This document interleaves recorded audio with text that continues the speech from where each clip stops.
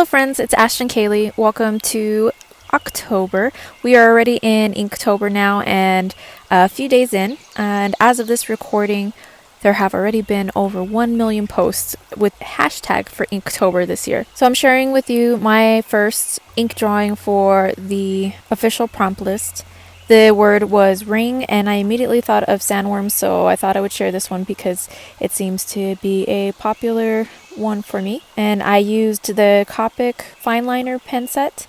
This is the A2 that I picked up in Japan, but you can find it easily online as well. Links down below. So I wanted to talk a little bit about my approach this year versus previous years and why I have never actually finished Inktober. It can be quite a grueling challenge, 31 drawings in 31 days. It can be very, very hard for anybody, especially if you are too hard on yourself. And I have just completed the first 5 sketches and I had to resist wanting to redo some because finished is better than perfect if perfect means not ever finishing or burning out. This happens to be a pretty busy month for me as well, so I gave myself a lot of limitations as far as how deeply I would go into these drawings. In previous years, I have tried to make simple to really elaborate drawings, and the more elaborate, obviously, the harder it's going to be. So I thought this year I would definitely try to make it a little bit more doable for myself. This year I wrote down the entire list, and I actually did this digitally. I didn't write it down because I have my phone on me at all times, so I can take it with me and update it as needed.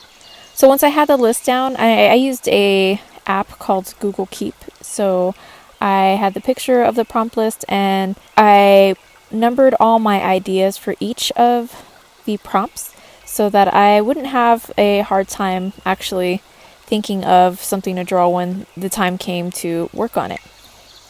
I haven't finished going through the entire list. There's a few that I'm stuck on that I have no idea how I'm going to illustrate, but having this list with the ideas has already made my life so much simpler. I also limited myself to working on these Japanese watercolor papers.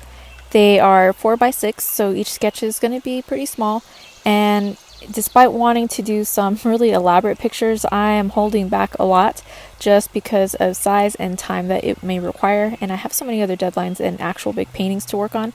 I don't really consider myself much of a drawer these days. I use my sketchbook as more of a brain dump and compositional exercises and just figuring out what is eventually going to get painted in some form or another.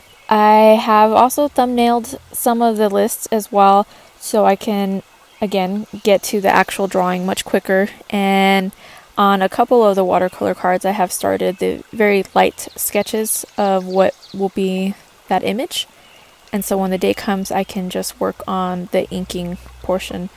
So far with these first 5, they have ranged anywhere from just under 10 minutes to up to 40 minutes, and I mean that's not a super accurate portrayal of time, as sometimes I do get distracted or wander off for a minute, but that's pretty much how much I'm spending on each one, and I would like to keep it around that. So far I think it is going well. I'm quite hopeful, and I think with these different approaches it's going to not be so overwhelming as it has been once before.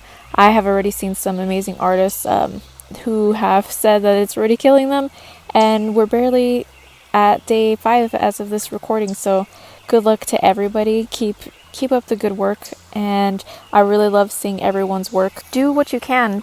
It's very hard for any artist to consider anything that they do perfect, but just work towards finishing, because we learn things the more that we actually complete projects. And as a lot of you who are participating in the challenge may have seen other people mention, the most important thing is showing up.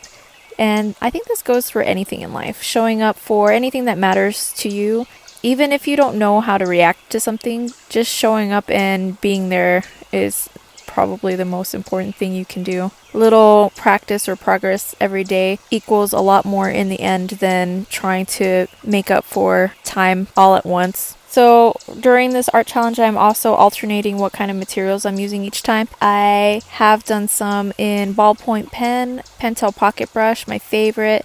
I have some dip pens that I have yet to use, but I will be going through all the different inking supplies that I have in my arsenal just to play with them a little bit and hopefully learn how to use some of them a little bit better, because I'm not great with everything. I really focus on painting these days, so I think Inktober is a great challenge that I hope will help me to evolve and become a better artist or more well-rounded artist. I used to love inking, and all my work through high school, I think, was just black and white. I did a lot of pencil and ink drawings, and it was all comic book style. I do think I'm better now than I was then, but that's not by much. It's just general form and stuff I have down much better than I used to.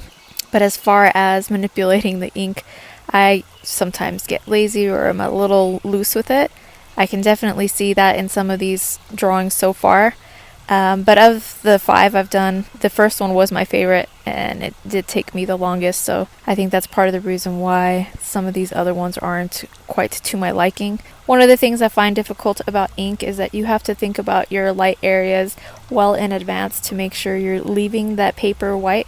And this holds true with watercolor for me as well. I don't feel like I'm a very strong watercolor artist, and sometimes I don't like that I have to rely on gouache or white ink to bring back highlights at the end, but I don't always think ahead well enough to leave those bright white areas. Thanks for watching, guys. I hope you all are enjoying Inktober, and happy inking!